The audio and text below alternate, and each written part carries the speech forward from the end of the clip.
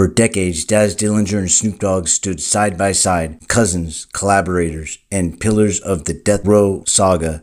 But in 2025, that bond shattered. What began as quiet tension exploded into one of the most personal feuds in 2025, and it all centered around ownership, royalties, and the billion-dollar future of Deathrow Records. Now today, we break down the full story, the accusations, the business moves, the family fallout. Daz Dillinger wasn't just an artist on death row, he was one of its architects. From Doggy Style to All Eyes on Me, his fingerprints are all over the label's golden era. So when Snoop Dogg acquired Deathrow Records in 2022, many fans assumed the family connection would bring Daz deeper into the fold. But behind the scenes, something very different was transpiring. In late 2025, Daz went public.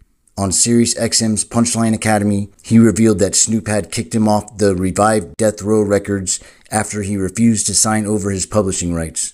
This wasn't just a disagreement, it was the spark that ignited everything that followed. Daz then accused Snoop of going behind his back to trademark Dog Pound related names and classic Death Row titles, including material Daz produced or co-created. According to Daz, Snoop's team was positioning the entire catalog, including Daz's contributions, for a massive sale.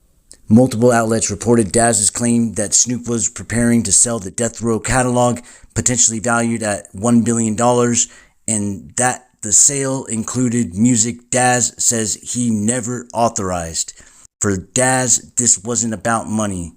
He insisted it was about ownership, the right to control the work he had created. The feud intensified when Daz revealed he was blocked from producing on the Dog Pound's 2024 comeback album, WAWG, released under Snoop's Death Row. Daz claimed Snoop had secret deals with outside producers, deals where Snoop allegedly took a cut of their fees, and that keeping Daz off the boards protected those arrangements.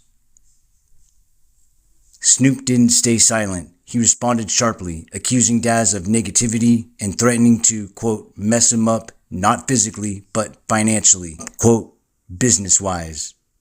The cousins were now in a full-blown public war.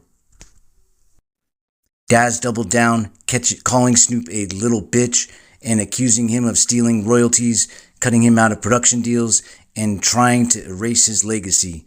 He vowed to fight back, not with violence, but with legal and business pressure. This feud isn't just family drama, it's about publishing rights, trademark control, royalty disputes, catalog ownership, and the future of Deathrow Records. Daz believes his contributions are being erased, Snoop believes he's protecting the brand he rebuilt, and both men are feeling betrayed. For fans, this feud cuts deep. Daz and Snoop helped define an era. Their chemistry shaped West Coast hip-hop, but now the same legacy they built together is the battlefield tearing them apart. Whether this ends in reconciliation, litigation, or a permanent split, only time can tell. If you grew up on Dog Pound, this story hits different. Drop your thoughts in the comments. Who's right? Who's wrong? And what does this mean for the future of Death Row? Don't forget to like, comment, subscribe, and hit the bell for more deep dive court-related hip-hop documentary type content. I'm SmogDog949, sounding off. Peace.